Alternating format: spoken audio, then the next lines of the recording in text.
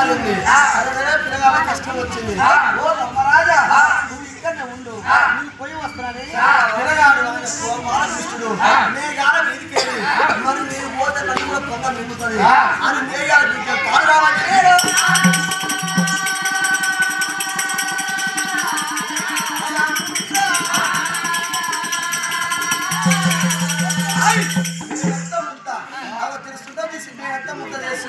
ముద్ద చేసి దాన్ని అనగా మంత్రంతో అనగా తలతల జగజగ మెరిసినట్టుగా